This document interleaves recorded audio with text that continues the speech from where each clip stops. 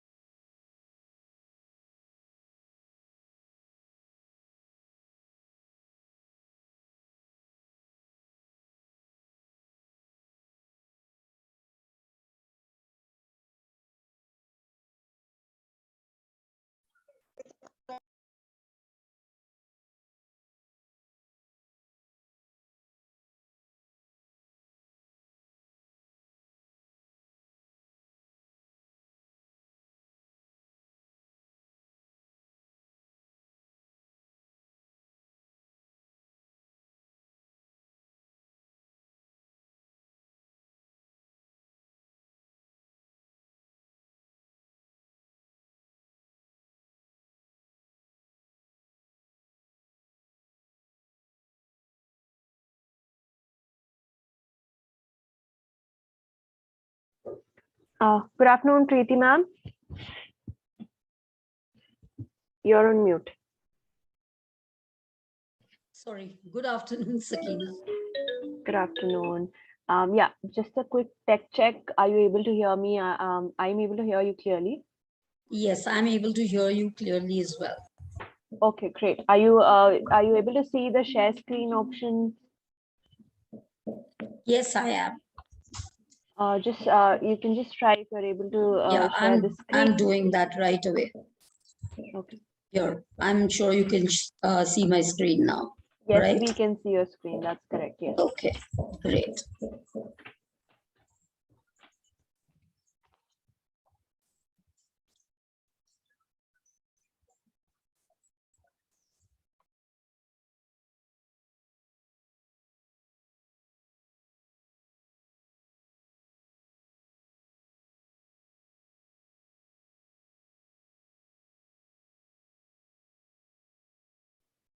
We shall start by 4 p.m., ma'am. We'll wait until then. We have 10 more minutes.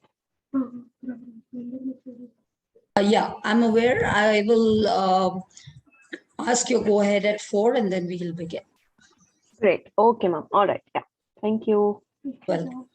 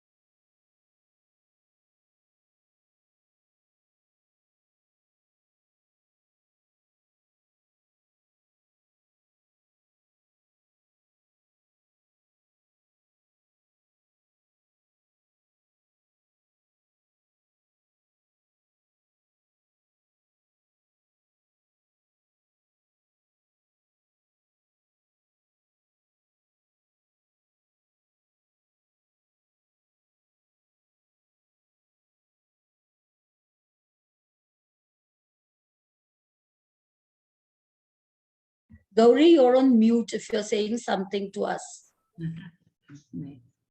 Hi, Preeti. Hi. So is it raining there? No, it's quite dry, sunny here. What about your? Okay. It's been raining since the past 15-20 minutes now. It's been cloudy the whole day. It's so dull, you know. Ah, crazy dull. And then it's just since about 15 minutes ago, it started raining. So, okay. Anyway, are you stuck at home? Anyway. no, so usually we are going to office and working from there, but the day I conduct webinars, sometimes the range becomes an issue in the office. So I prefer to do the webinars from home. So I've been home today. Yeah. Good, good. Yeah, I've been really keen on this assessment ever since I heard your inputs in the Splendor. Thank you. Oh, I have some, revolutionary ideas about it. Most of which, of course, I have tried. So I'm hoping people actually take up on it and it works for them as well. Because honestly, from the feedback I keep getting from parents who talk and students themselves, most importantly, the industry, currently the assessments are a disaster. Nobody's happy, neither the teachers nor the students nor the parents nor the industry. So and yet we are sort of clinging on to them. So So every day there is an update, like, you're updating it with a lot of inputs at a fast pace, because the right. industry is changing, and then education right now we see a lot of changes. So a lot of changes in assessment as well, probably. Yeah. True. No, and somewhere, I know that there is, a lot of restriction that most of the times that's the hang up the teachers have, that, we have a restricted syllabus, we have a restricted methodology.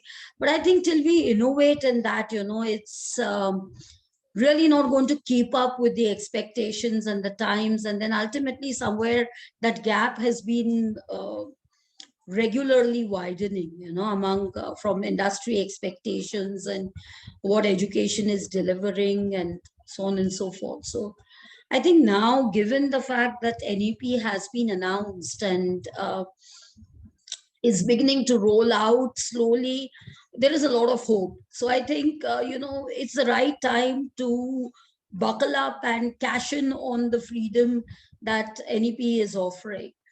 And I think if we are a step ahead, in the sense we are aware of the kind of changes that we can bring about, and we are mentally and psychologically and physically prepared for them, then I think we can do wonders with it.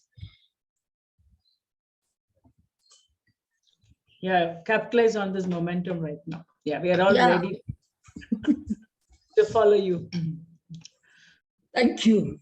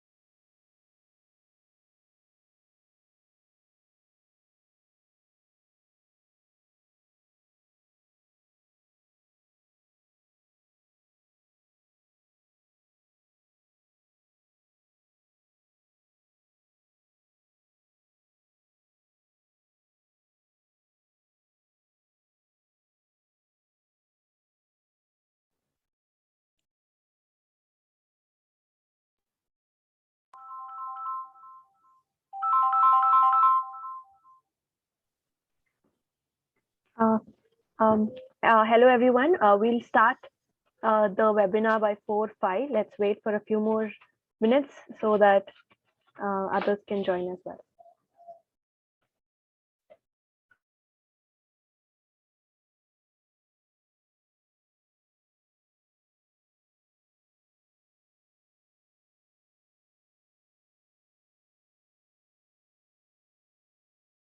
In the meantime, if people would like to put in the chat box whether people are teachers or concerned parents or any students here, other than, of course, the Silray team, which I can see here and I know.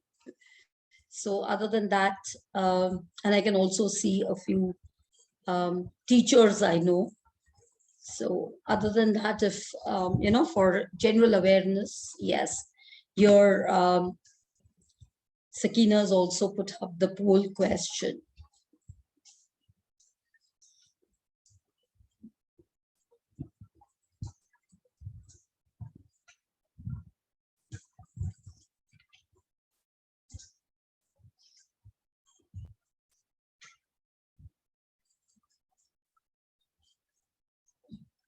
Great.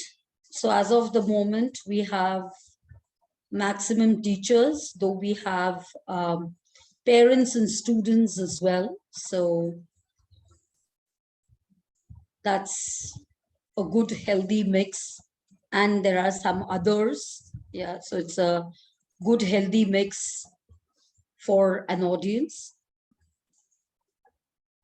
Because they are all, we are all stakeholders in the education gambit. And I think until and unless we are on the same page and have the same conversation, really too much change is not going to happen very quickly.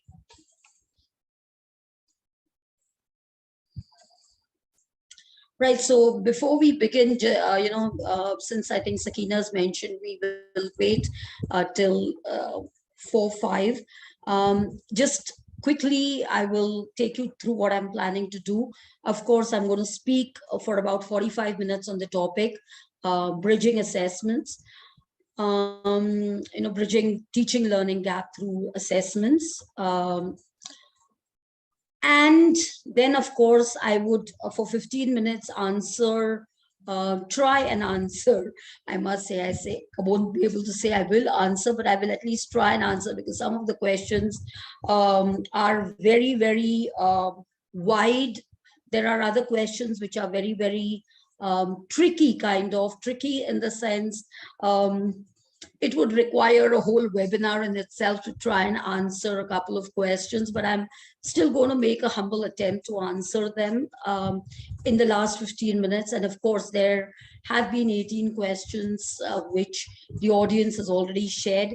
My duty would be to try and answer them. Some of them would obviously get answered during the course of the webinar, but those that don't get answered, because I'm not covering everything in the webinar. So those I will answer in the last 15 minutes. Of course, if Silray doesn't mind, we can extend the time in case people still have questions. And I would leave you, as I always do, with my coordinates, so people are most welcome to stay in touch at a personal level, because these dialogues are important and interesting dialogues. And while we try and begin them in a limited and structured way, it is also very important to continue them. I am privileged to find some very senior people whom I can see on the call, because I can see some people who have started their cameras, which feels good. I'm also happy to see special educators, because I have had some very difficult experiences with special children, because, of course, we try and integrate them into the system without training teachers to deal with them. And If time permits, maybe I will share the huge learning I had in trying to teach these children, and how I did touch their lives, but more importantly, they shook mine up in a very significant way. And of course, we also have people from Philippines, so um, we are all in it together, and so that's again something lovely to see. Sakina, I'll wait for your go ahead, and then I will begin. We can begin, ma'am. Please go ahead and begin. Okay. So I'm not really going to spend any time introducing myself, except for saying that I'm an extremely avid and passionate teacher. And the reason why I came into teaching was essentially because I had excellent teachers, and they impacted my lives in more ways than one. And I thought that the least I could do, because I'm not a person who would be able to get into social service, but I yet wanted to return my debt to the community. And that is why I consciously got into teaching, and I have enjoyed and loved every moment of it. And I hope to do so for the remaining decade plus that I have left in my career, right? So I will begin by sharing my screen, and then, of course, as I said earlier, for 45 minutes, in 45 minutes, I'll try and cover my presentation on bridging the learning assessment gaps. And then, of course, I will take up the 18 questions which were raised earlier. And then if there are still any questions, we can try and take them as well. So before I begin, I would like to just ask people to dwell on 3 areas, right? The first area is a question that nags all of us. We have parents in the group, we have teachers in the group, we have students on the group, and there are some others on the group as well. And whatever role we are playing, there is one question which nags us, and yet somehow we don't ask it very openly. We just take it as a given, as an unconditional part of the system, and we don't really reflect on it. And this question is essentially, what is the purpose of assessments? Because still we ask ourselves these questions as the stakeholders of education. And find an answer to it. I think we are going to find ourselves caught in a rut out of which we will find it very difficult to exit, right? We will be like Sartre, it's no exit. We will be caught in a no-win situation, which I think we already are. So if we want to exit this situation, I think the first thing we need to consciously ask ourselves and seek answers to is, what is the purpose of assessments?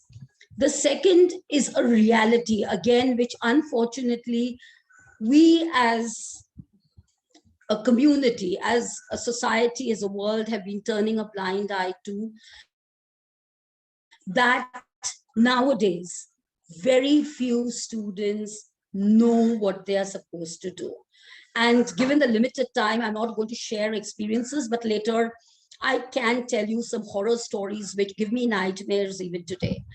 We take it for granted, and I'm not saying this only about students, but ultimately it's these students who become teachers or become bankers or become whatever, pilots or whatever. And then when there is a challenge, people blame it on the failed education system, which is a reality.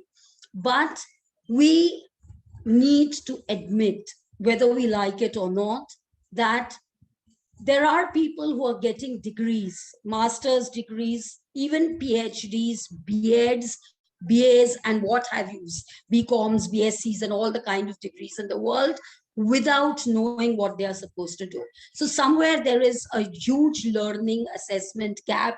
It is not that we are unaware of it, it's just that we don't drive ourselves behind it and seek an answer to what we can do about it. And the third is a situation that we need to consider. There are some people who have raised this question, and I'll take it up at the end. Are assessments really necessary? Yes, according to me, they are, because even in life, life is also full of assessments. Relationships are full of assessments. Even a mother and a child are perennially assessing themselves. So when we are not afraid of assessments in certain areas, why is it that we fear the word assessments? I think assessments is a reality anywhere we look at it. And so assessments is not the problem, according to me. It's how we deliver them, which is. So let us go to the roots, the very roots of the situation.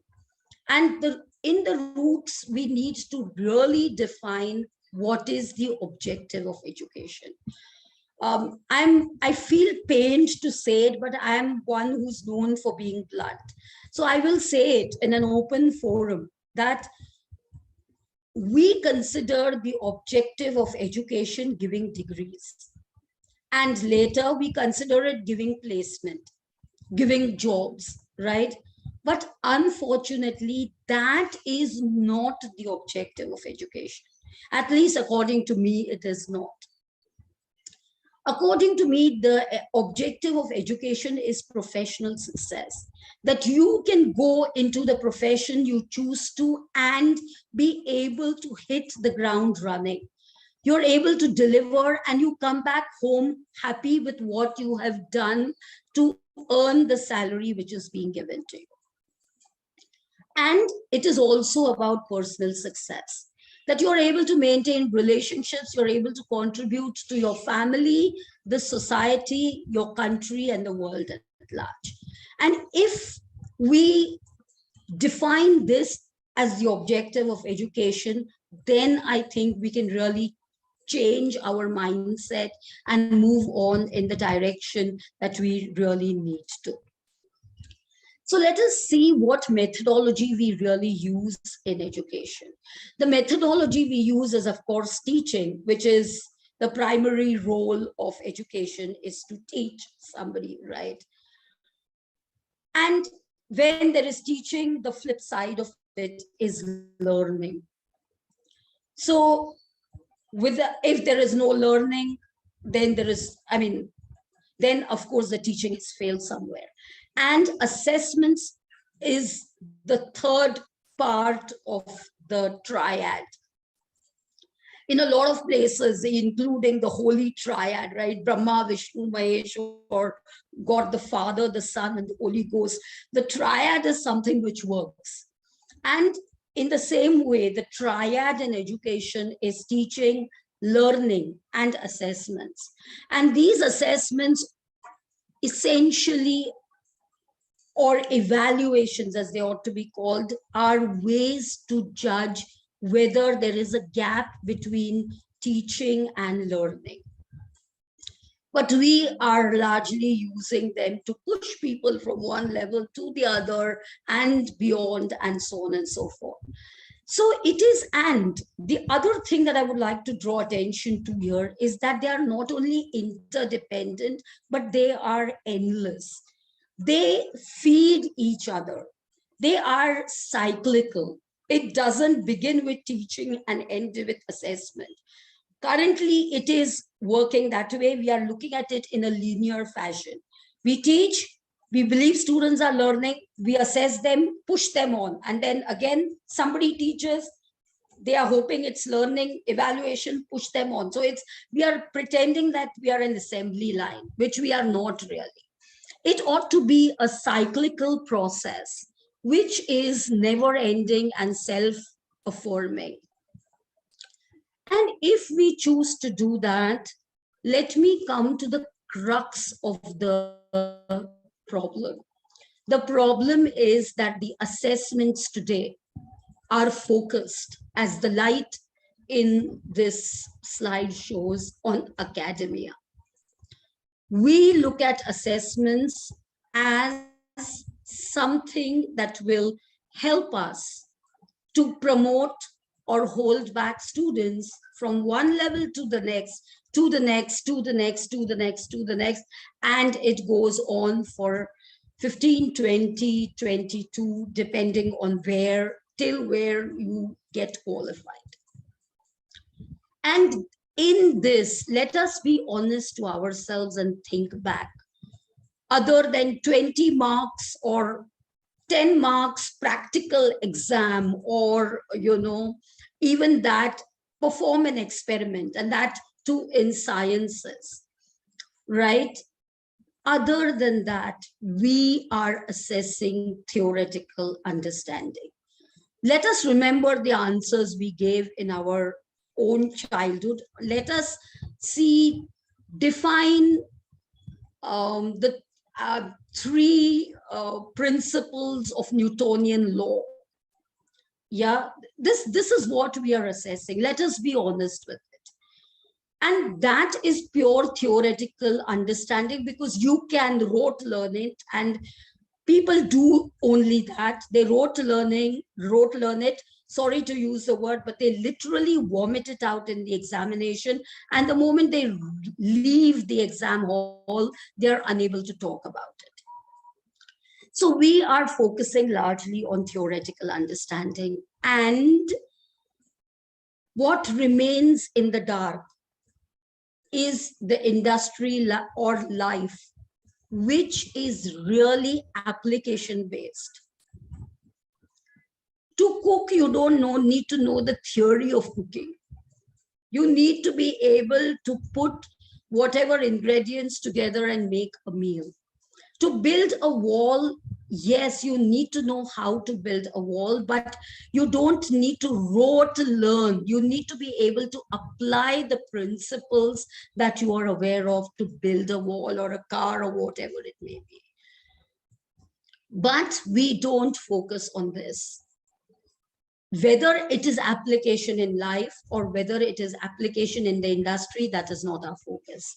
We are focusing on theoretical understanding, on academic rigor, as people like to call it. And according to me, that is where the problem essentially lies. And to be able to deal with it, I was just mentioning to Gauri as we began the webinar that we are indeed fortunate that NEP has come into the system. And for the first time in the history of Indian independence, we have overhauled the system. Till now, we were doing what we are good at, right? We use patchwork to make quilts for our little babies. And so we are habituated to patchworking. There is a pothole, patchwork it. There is something else, patchwork it. And we rather focus on patchworking. This is the first time, and we were doing that with education. This is the first time where a lot of thought has gone into it. And yes, there are going to be many challenges in implementation, but NEP is a step in the right direction. And whether or not NEP, because of course there are IB, ICSC, and whatever, numerous hundreds of boards today, which may not be governed by and fall within the permit of NEP, but the future assessments, whoever is assessing for whatever, at whatever level, they need to move from the focus on academia to the focus on two things: industry for professional success and life for personal success. Now, having said that, what is the way forward? And this is the most difficult slide for me, because I'm going to ask for the impossible here, a change in the mindset. We all know the problem. We all know that there is a need for solution, but we find reasons to not work on it because change is difficult. And therefore, I hope that I would have inspired at least a few of us, if not everybody, on this webinar to change your mindset. And this change needs to come at all levels: educational, entrepreneurs, those who are pumping money into private education, administrators, of course, teachers. Administrators, I mean both in the sense of executive administrators and, the support staff, which is there in all academic institutes, teachers, the support staff, the parents, and the students. Everybody needs to change their mindset. And how do we go about doing it is what I'm going to try and cover in a moment. But before I do so, I want to talk about the current state of education. The current state of education is like what Einstein points out. A quote that is attributed to him says, everyone is a genius, but if you judge a fish on its ability to climb a tree, it will live its whole life believing that it is stupid. I saw a very beautiful advertisement of Bournvita yesterday, where they have made a video of a store where they are selling only black t-shirts, that too of one size. And when people come to buy it and they start complaining and cribbing and abusing the salespeople, and then they say, no, this was a management decision.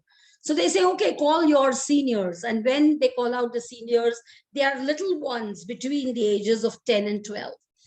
And when they come out and these parents, I mean, these people who are shopping are in shock, these adults, they ask, why have you done this? They say, like, one size cannot fit all. Why do you expect one size to fit all students? Right?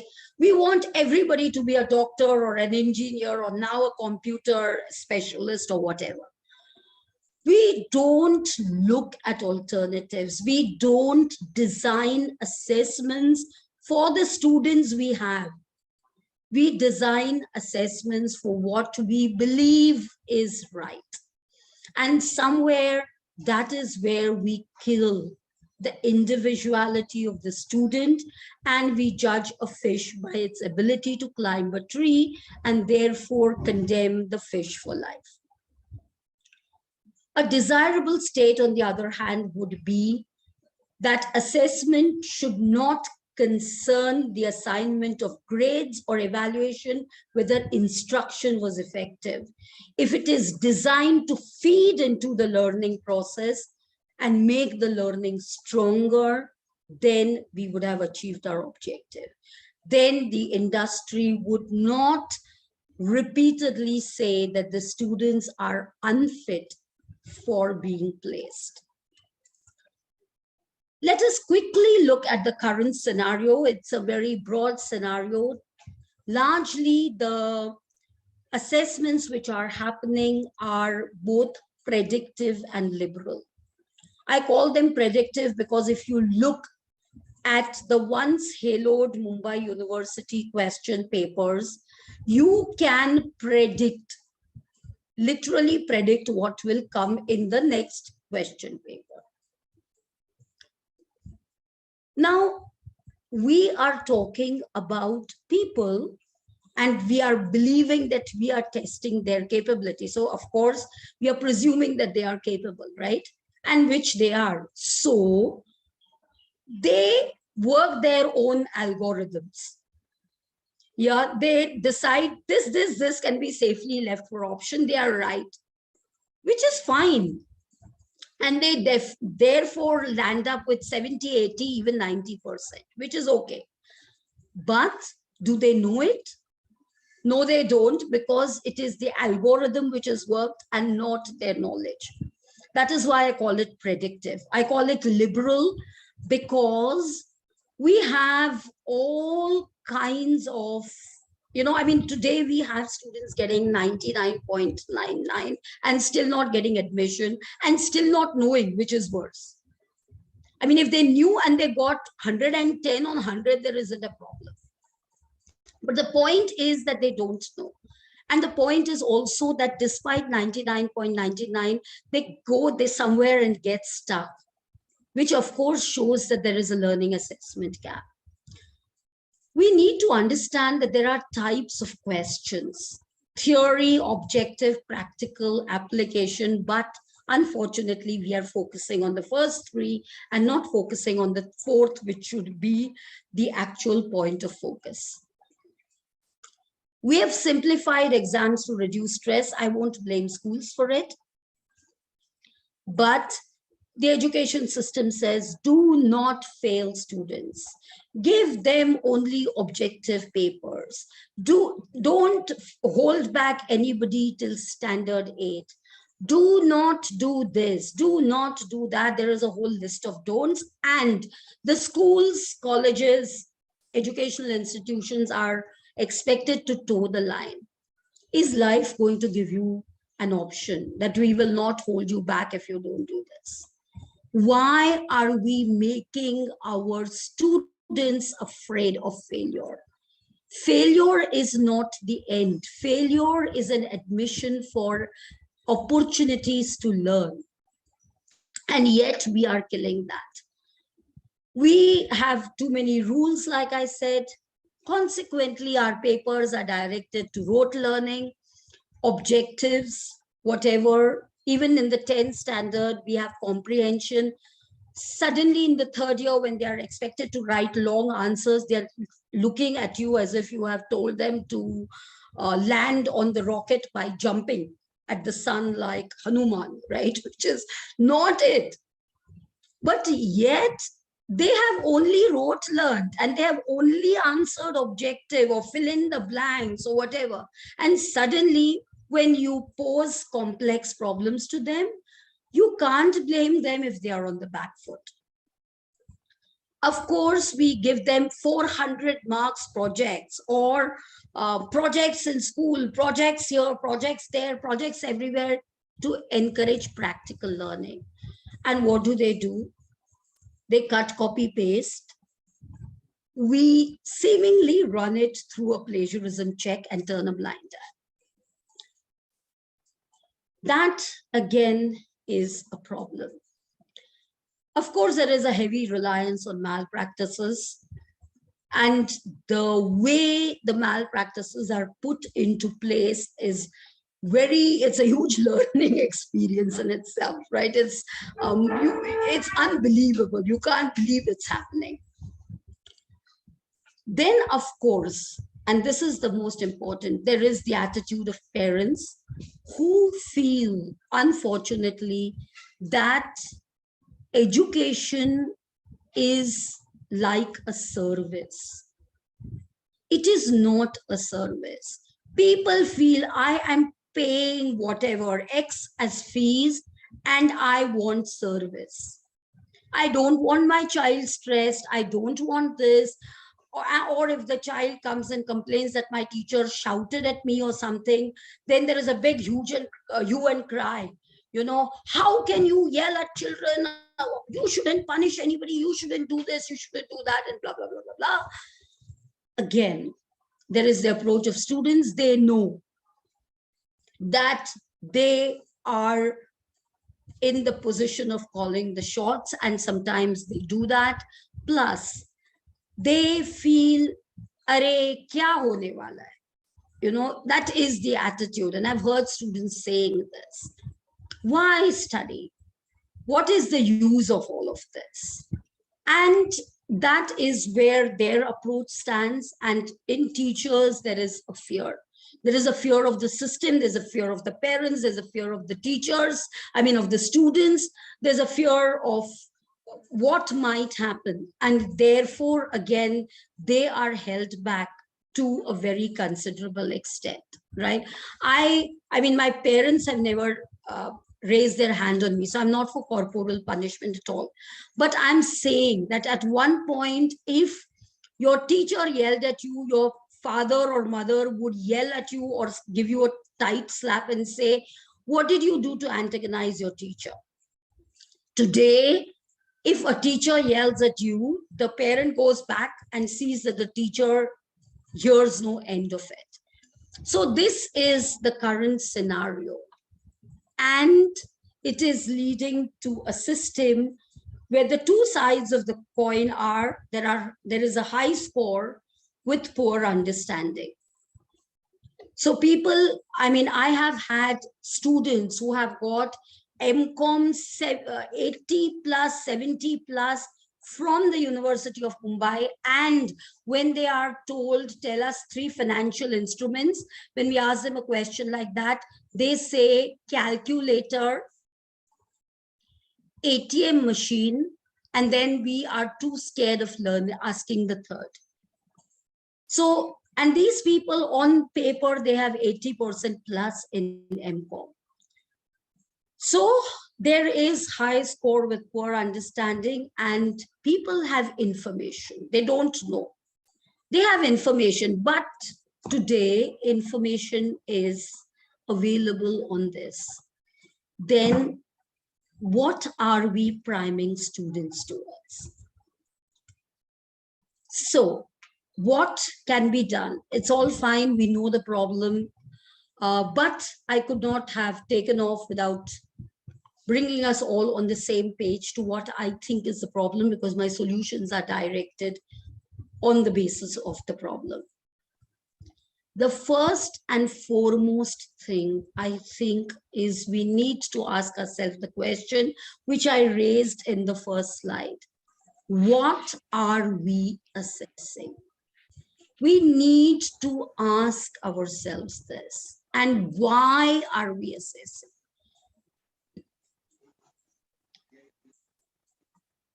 Are we assessing merely to promote?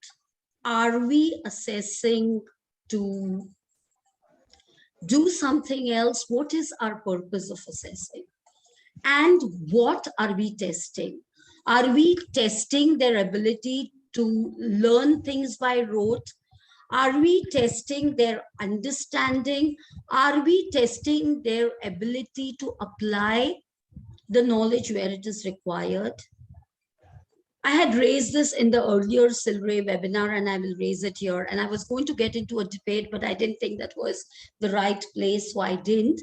When somebody used that example and was trying to prove to me that I know what is a plus b the whole square, which is a square plus 2ab plus b square. I have rote learned it. I don't understand where I use it.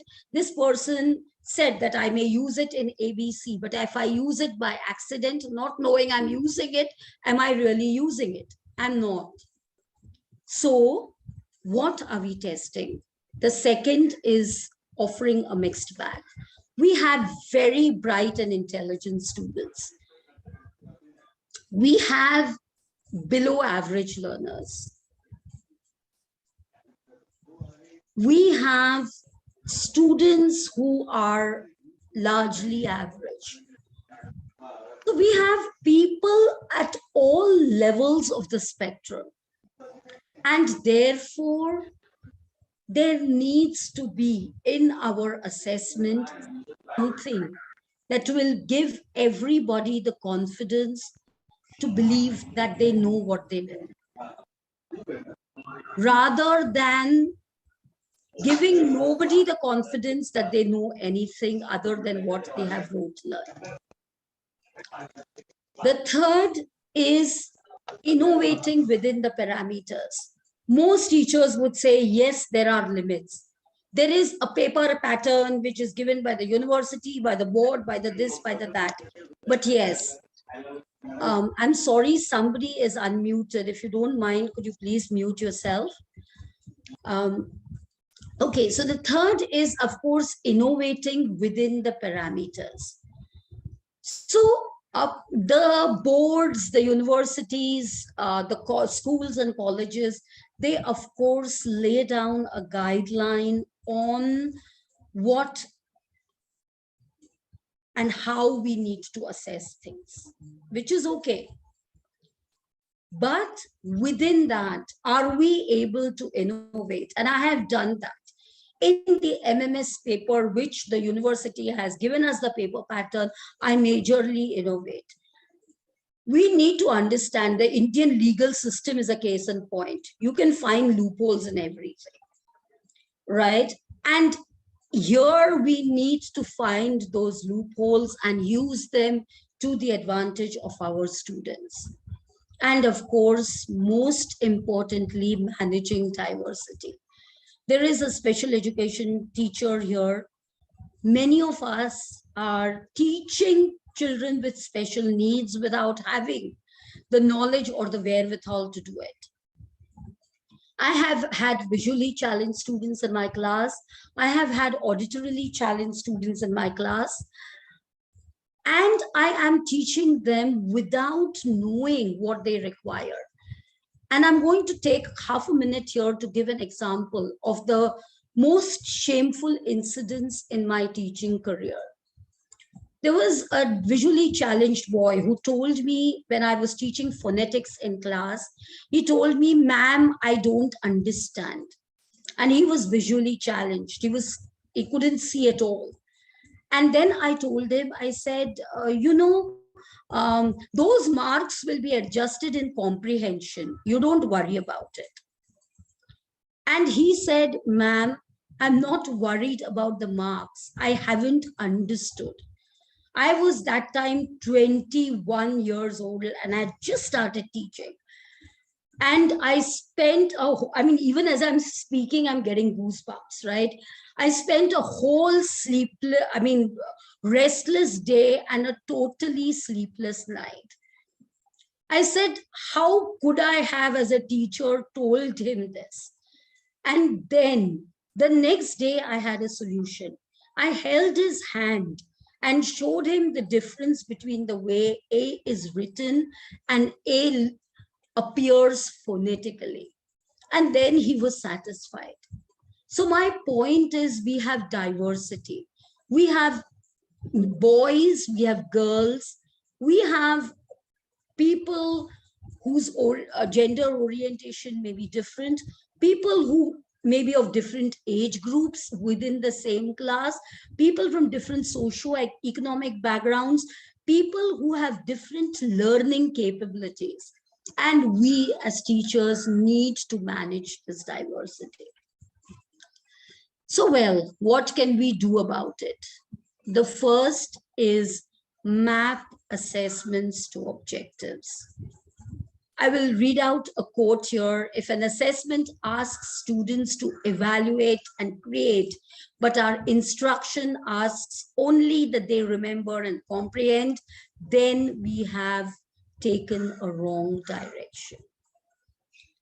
So let us decide what is the objective of every chapter and every subject that we are teaching.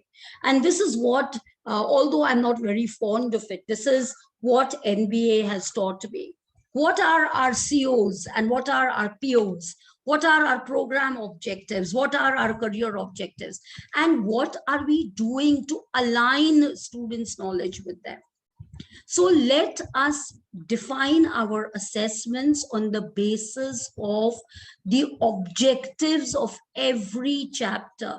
So for example, if we are teaching a chapter on Mother Teresa, it is not a chapter in history or a chapter in English.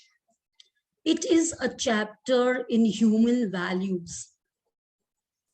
And let us test them on empathy, rather than asking them, when was Mother Teresa born?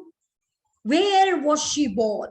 What did she come in India to do? How did she become what she became? No, somewhere that is where we are going wrong. We do not understand the objectives of what we are delivering. Then, of course, we need to curate the key metrics. We need to break our evaluation to test learning, to test understanding, and to test application. So we need to check it in that manner, right? As the quote says, assessment is an ongoing process of gathering, analyzing, and reflecting on the evidence to make informed, consistent judgments to improve future student learning. So we need to curate the metrics that we are dealing with to see that, like one of Longfellow's poems says, tomorrow finds us further than today. there is a growth from the time the student has entered to the time the student has exited. Of course, if the student has entered at 80, he needs to exit at least at 90. But if a student has exited at 10 and we are constantly trying to push him to 90, he's going to feel like a failure, right? The third is removing the blanket approach. We have a one-size-fits-all principle which we need to remove within our question papers, within the style of assessments we design. We need to see that they cater to different levels of intelligence and capability in students, and more importantly, to different levels of student interests. So assessments should compare the performance of a students to expectations and not to the performance of other students. And this is a very, very difficult thing to learn and implement. The fourth is continuous assessment. Teachers hate it because we are doing nothing other than assessing. But when you continuously assess and more importantly, give a continuous feedback that is forward feeding, you can track progress. And that is the objective of education. So here the quote says, assessment is an ongoing process. It is indeed the way we do business, constantly monitoring student development and the outcomes of our educational activity, right? Then we need to track progress across levels. Let us ask ourselves, when have we ever sat down and tried to do a student SWOT analysis? When do we ever hand over the data of what we have learned about a student when the student has spent a year with us to the next level? We never do that. Second standard ho gaya, wo teacher bhi bhul gaye, sab bhul gaye. Only thing that is there to show progress is a report card. Nobody knows the strength, nobody knows the weaknesses, nobody knows the challenges, and life goes on, right? So we need to track progress levels. So assessment, and this can be tracked both horizontally and vertically, right? So across subjects and across levels. So assessment requires that what you do next depends on what you know about them. And finally, we need to put down rules. I tell my students at the outset, I am not a CID. I'm not trained for that. I'm a language teacher. So I am going to assess you on these parameters. This is the value that I'm going to give them. And if you plagiarize, I am going to give everybody concerned a 0. Why? Because ethics for me matter more than merely getting marks. Now my students have therefore never tried plagiarizing anything that they submit to me. Because when they know the rules and they're alert to the rules, they know to abide by it. When you tell them that in group assignments, I know that only one person works and I have the capability of identifying it and I will give you differential marks, then they make the effort to contribute to the group, right? So we need to judge and we need to set down rules. Now coming to how to go about it. First and foremost, let us get over the hang-up of open book exams. I had the hang-up as well. I'm not saying it. 30 years in teaching, from 21 to 51, has taught me a lot. And today I realize that even if you grant open book exams and test application, it is very difficult for them to figure out what to do. Plus, students need to be aware where to find the content, to be able to even identify and pull out the relevant content, right? Then why are we testing their ability to rote learn and pour it out, and encouraging, indirectly, encouraging is the wrong word, indirectly feeding into negative plagiarism, I mean, not plagiarism, copying habits? Yeah. Second, I would insist that we shift towards application and not theory-based questions. What are the barriers to communication? Makes no sense. These are the barriers. Well, what would you do in such a situation? That is an application-based question. And that is what life and their jobs would throw at them. In every subject, there are likely to be such questions. We need to probe and think of those questions rather than focusing on theory questions which encourage rote learning. Another revolutionary idea, and I'm going to try it at some point in my internal assessment. I've tried it once, but I'm going to try it more frequently, is open-ended exams. Rather than giving them a predefined question and question paper, tell them, let me know what you have understood about whatever it is, the barriers to communication, for example, because that is what is your objective, right? So let them write what they need to learn rather than saying, tell me this, and making it very specific. Because are we trying to assess learning or are we trying to assess rote learning? Is something we need to understand. And if we want to cater to diversity and levels within the same class, which is bound to happen, then we should not be afraid. You don't need to make all examinations open-ended. These are all bags in a mix. But at least 10%, 20% of your 100% assessment can be open-ended. Why not? Right? Then probing MCQs.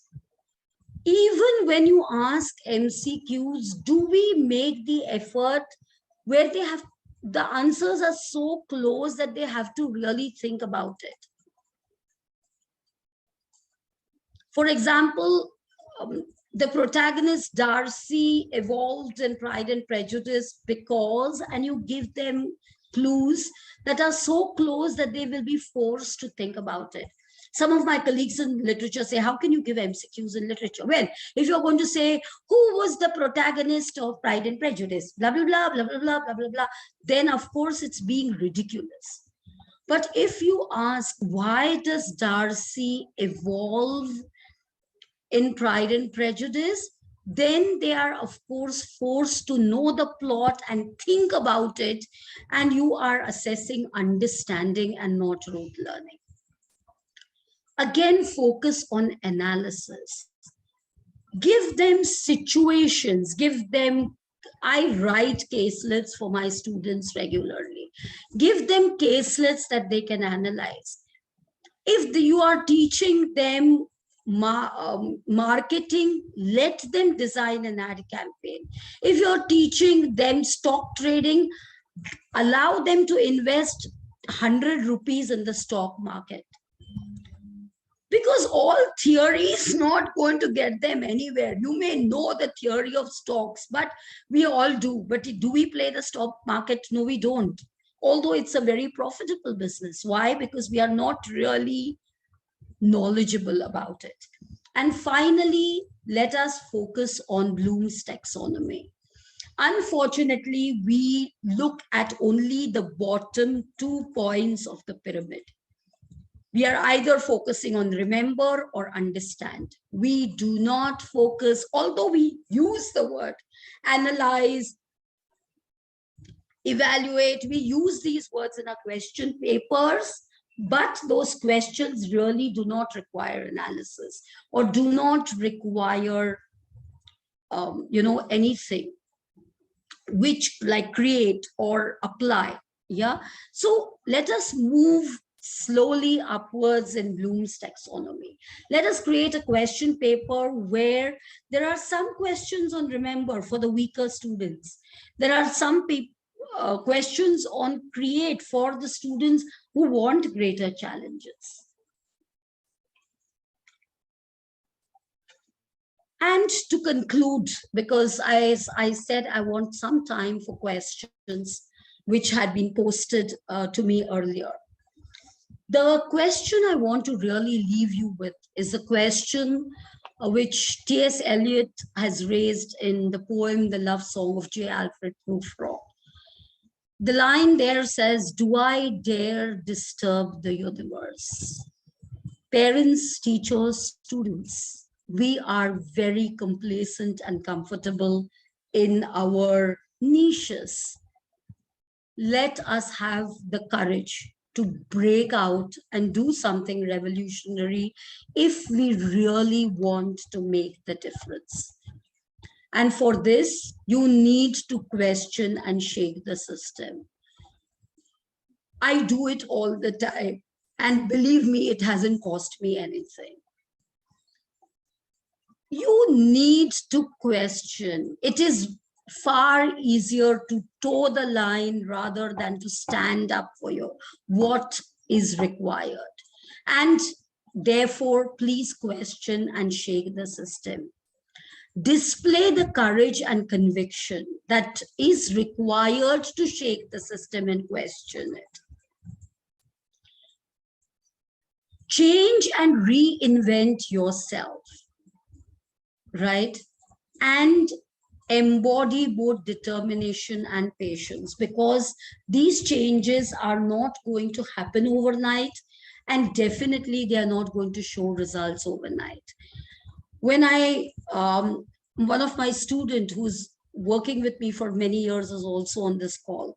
And the thing I told her when I joined the teaching profession is, we are not Gandhijis, right? We can't create mass movements. But if you want to be as passionate on the day you retire as when you joined in, because a lot of us join in with great idealism but lose it as we grow, then you need to believe and understand that you can make a difference to at least one person every year. And if you have touched in a significant way at least one life every year, then in the 30, 40 years that you... my word. So I can't speak about myself. Because so in the 30 or 40 years that you teach, you would be able to touch 30 lives, and maybe they touch some more. And that is really what one can aspire for.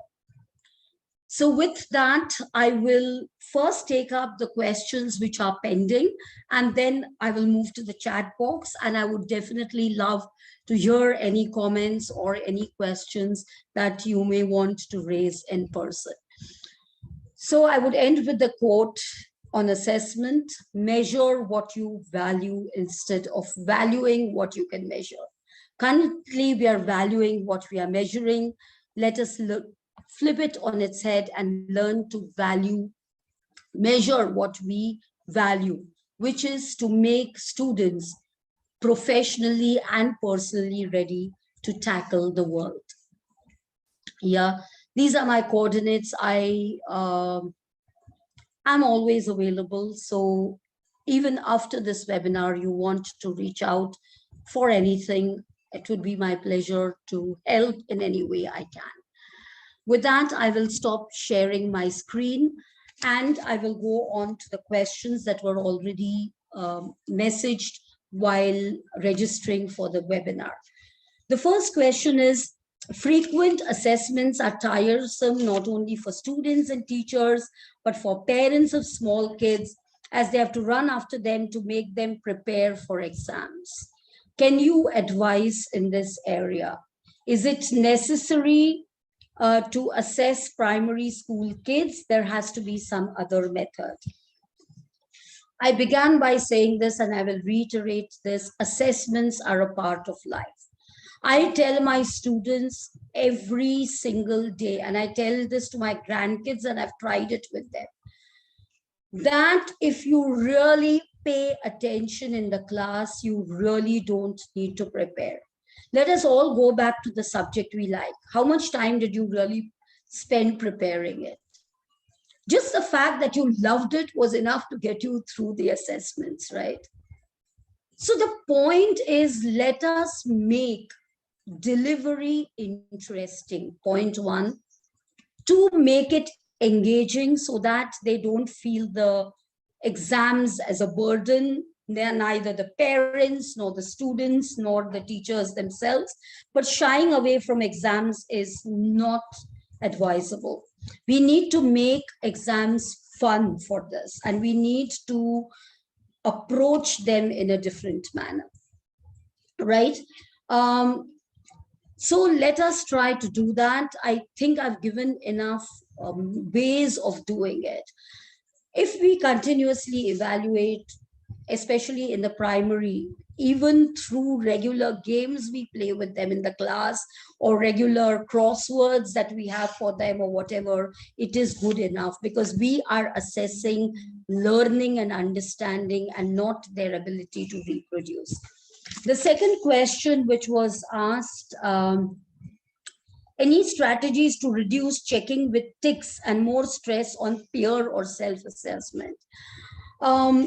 I think ticks, again, pardon me for saying so, but I can say this through experience, but ticks are often a representation, or they become slowly a representation of the teacher's frustration, right? Because beyond a point, you're like, "Arey yaar, maine itna effort dal ke padhaya tha, ye kya likha hai?" So one red mark we put here, one thing we underline there, one comment we place here, right?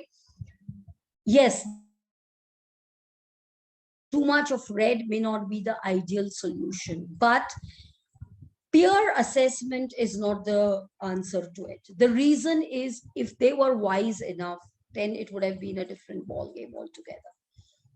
Right? Let us take a simple example. If 5 different teachers evaluate the same thing, like an elocution competition, there are 5 different responses.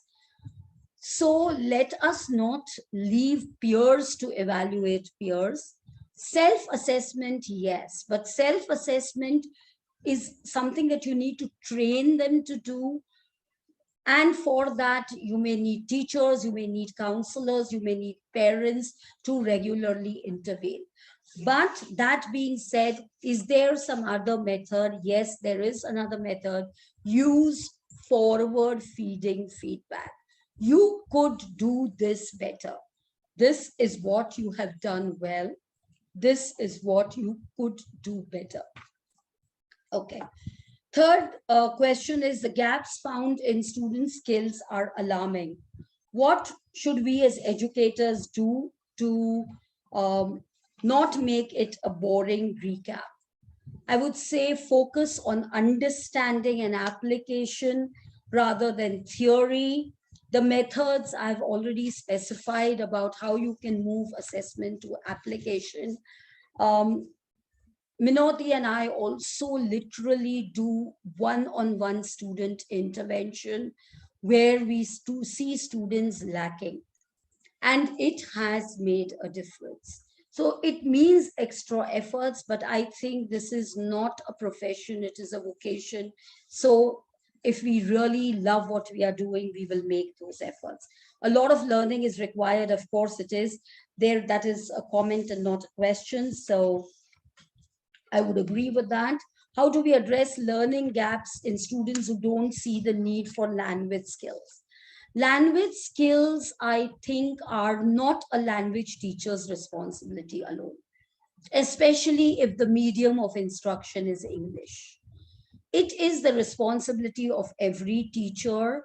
How to do it? I have just conducted a webinar for SIS school teachers about how every subject teacher can do what every subject teacher can do to improving students' language skills. I would gladly conduct it for any school, any college, if it is going to add value to you, or if any person writes to me, because it's, as I told you, I've conducted a whole series of webinars on it. So this, I wouldn't be able to answer it in a minute, but there is a lot that can be done. One of them is playing language games, which I play with my children. One simple, children in the sense I play them with my grandkids as well, and I play them with my college kids as well, and I call them both children. One of the ways to do it, play a language game, is play word endings. Whenever we are traveling, we play word endings.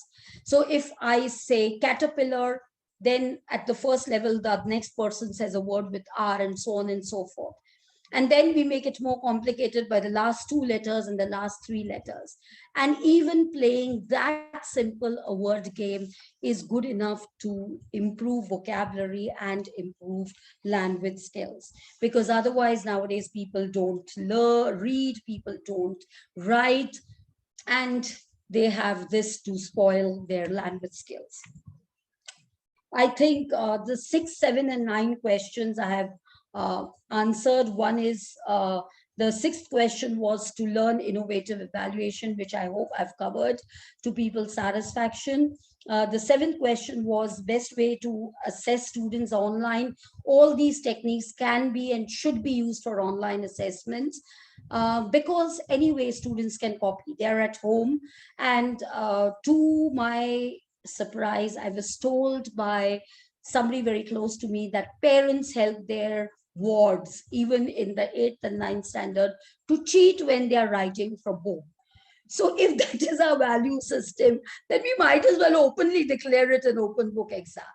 And somewhere I would also urge people to be more honest with their value system, because that 99% isn't going to help you if you can't function in the real world. Okay. Then some ideas on, and the 9th question was how to create differentiated assessments. As I said, have a mixture of theory, practical understanding, so that there is something for everyone. Okay. The 8th question was some ideas on oral evaluations. The best way to do oral evaluations are through conversations, Q&As, and reading.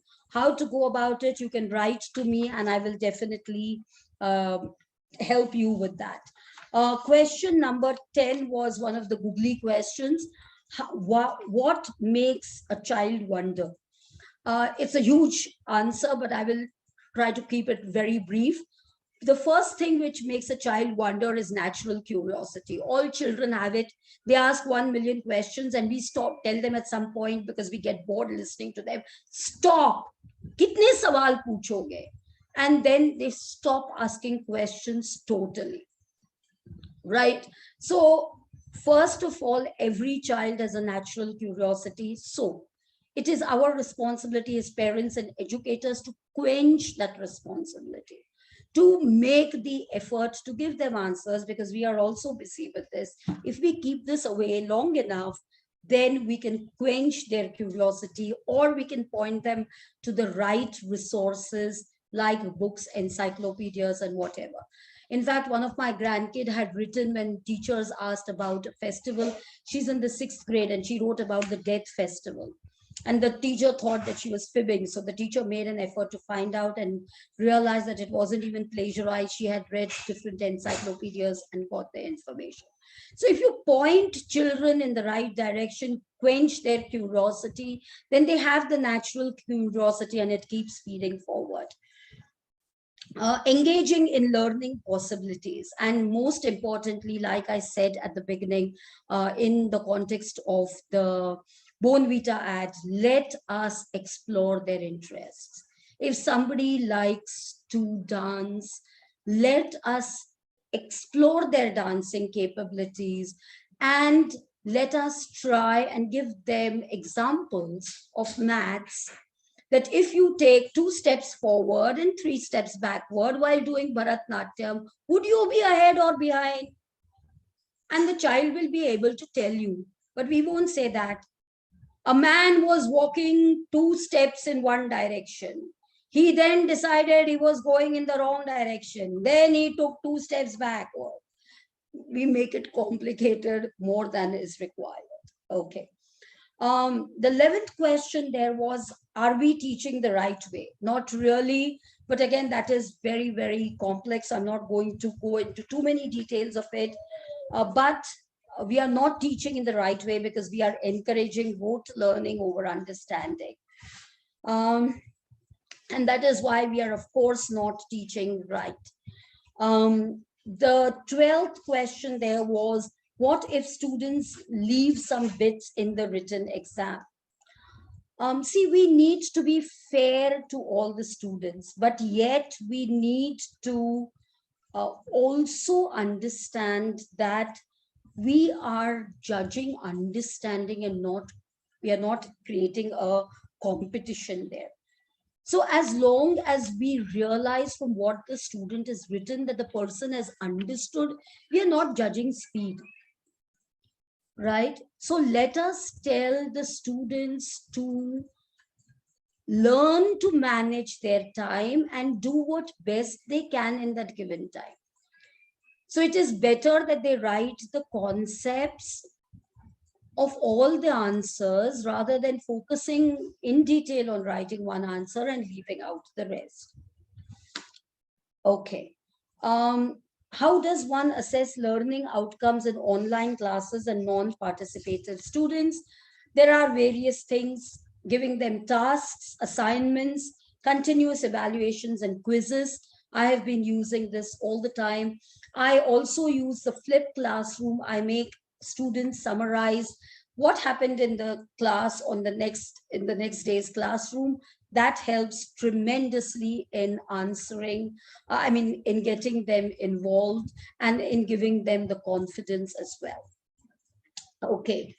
We often don't do it because we are too rushed with the trying to complete the syllabus, but it is more important to know something thoroughly than to know a little bit of everything and know nothing in the process. Assessments for primary classes, get them more to have something to do, get them to make charts, get them to draw, get them to paint, get them to explain, and to try and evaluate them through doing rather than merely through writing question answers. But of course, get them to write, but get them to write in different ways, by giving them riddles, by giving them questions that are challenging and makes them want to do it. How to assess writing skills. Again, this is a subject for a full webinar, so I will not go into it in detail. But when you're assessing writing skills, look at 4 things majorly and 1 thing in brief. The 4 major areas are spellings, grammar to a lesser extent, format and content to a greater extent. And when I talk about format, I talk both about the format of the medium. So if the mail is written, do people know where to mark to and where to mark CC? Whom to mark in to and whom to mark in CC, as well as the format and structure of writing. Do they know how to write an introduction, a body, and a conclusion? Or are they just writing random points that are not connected to each other? Because in life, everything is connected. So we need to get them to see those connections. And to the least extent, evaluate their punctuation. Why? Because sometimes punctuation can lead to ambiguity. A simple case in point is, a man without her woman is nothing. If you change the comma from without her to after woman, the meaning becomes its opposite. So sometimes when we don't punctuate, the meaning becomes ambiguous. At such times, also evaluate punctuation. Okay, the 16th question is, how can we conduct fair assessments without lowering the esteem of children? So focusing on feedback rather than red ticks, to the maximum extent possible, right? Also targeting grades and brackets as against marks. So put people in brackets: excellent, average, above average, good. show them where they are progressing rather than 99, 100. It's that or failed, that is really what becomes scaring. Okay, and this is something I have personally learned the hard way. And once you see that somebody is at poor, please make the efforts to get them to average. Please make the efforts that the next evaluation has something which will make them understand that they don't need to remain poor. Yeah. Again, somebody's asked formative versus summative assessments, both are essential, right? But whether you're doing formative assessments or you're doing summative assessments, ensure that they are moving away from rote learning and theoretical assessments to practical understanding and application. What are innovative ways to assess? That was the last question. Innovative ways to assess, I have already answered, right? Now, I would just like to say one thing here that, one of my, I love language. There are many reasons for it, but one of it was a gentleman called Professor Coelho, who used to teach us when I was doing my undergrad. And whenever I submitted a written assignment in literature, he would add 2 more adjectives to every line I wrote and send it back to me. If I began writing 4, then he would send it back with 2 more. And then it became a challenge for me to ensure that I knew more words, that I could describe things better. He never told me 27 on 30. No, that was not what really egged me on. But this simple thing, the fact that my guide at one point, when I was doing my PhD, returned a page, a chapter to me with telling me, Preeti, I didn't know your vocabulary was so limited that you use the same word twice on a single page. Maybe that time it shook me, but the fact that she had the belief that I had the capacity to not write the same word twice on the same page has given me the vocabulary I have today. So I have Dr. Nilofer Barucha to thank for it. Right? So we need to understand that we as teachers, as parents can make a difference. It is just what we are telling the students that really matters. There are some 8 things in the chat box. So I'm going to try and quickly go through them. Okay, the first 3 I had seen. The 4th is a comment, I think, which says wonderful points. Immediate feedback is crucial. Yes, Nagman, thanks for that. Okay. Open-ended questions are to be incorporated in all courses, right? Thank you, Lakshmi, for that. Thank you, Priyadarshini, again for that compliment. And thank you, Minoti, as well for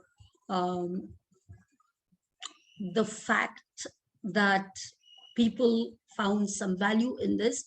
Priyadarshini says, when assessments become open and wide, then evaluation needs to be refined accordingly.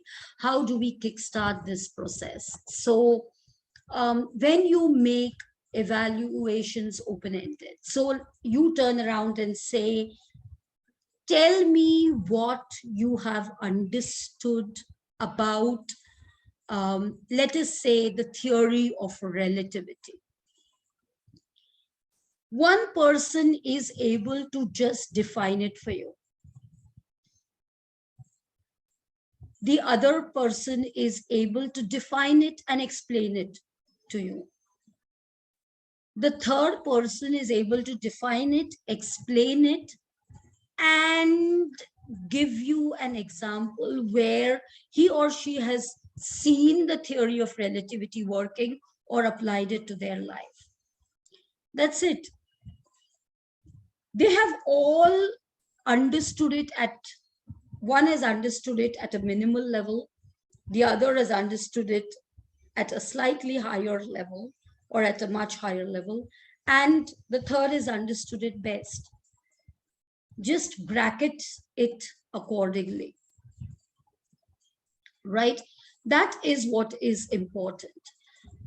Don't again say that, okay, again, it will require more efforts from teachers. But if you find something plagiarized, that person has made minimum efforts, right? I always tell people it's not only the said which matters, but the unsaid. And the unsaid of the fact that somebody is plagiarized is because either the person has done last minute work, or the person has made no efforts, or the person hasn't understood. So the person has found it just easy to cut, copy, paste. Somebody else may have actually put in the efforts to think, try and put it in their own words. So here is greater understanding.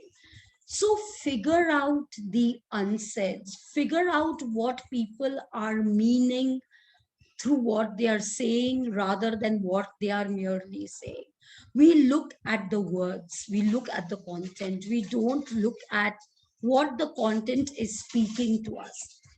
Let us put our thumb on the pulse of what the content is speaking to us. And I think we would be able to separately evaluate people as per what they deserve to be evaluated as.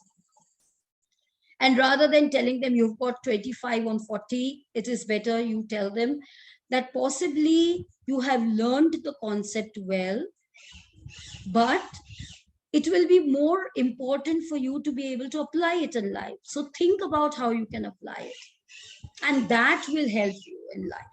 So that is the way we can give them a forward feeding feedback.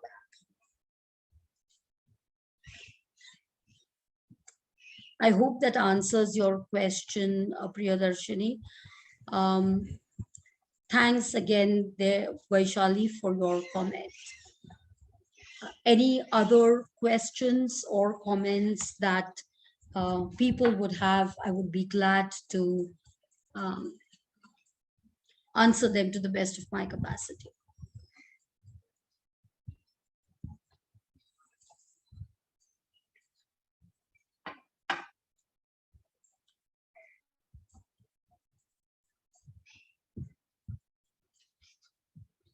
Many thanks, everyone, for that patient listening and for the compliments in the chat box as well, because if one can deliver value, I think then one can really justify one's existence. So thank you very much for having the faith to join in and listen, and wish you the courage to dare disturb the universe, right? And if you need help in disturbing it, I'm just a phone call away. Yeah.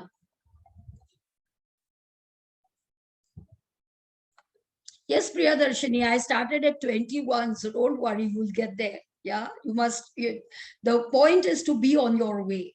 So it's good that you're on your way, and it will work. I can assure you it will. It will take people around you time to digest, but then beyond a point, people say, yeah, see him, whether it is students, parents, or this, and later they will come and thank you for it.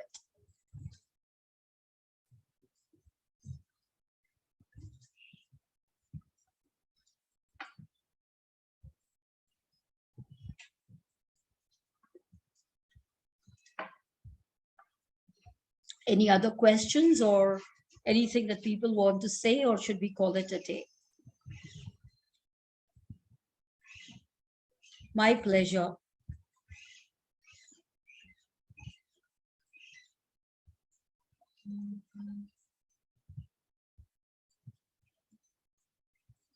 Many thanks to everybody. I'm not individually taking names, but I've been reading all the comments there. Padma Shri, Gauri, Aishwarya, thank you very much for your feedback. Sakina, could we call it a day?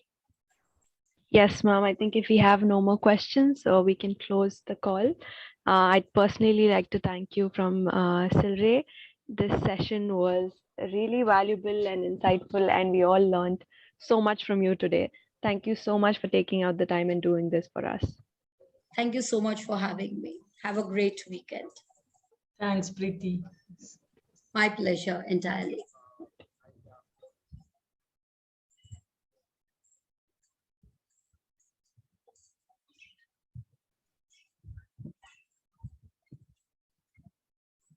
Wonderful session, ma'am. It was really nice. Thank you so much. Thank you.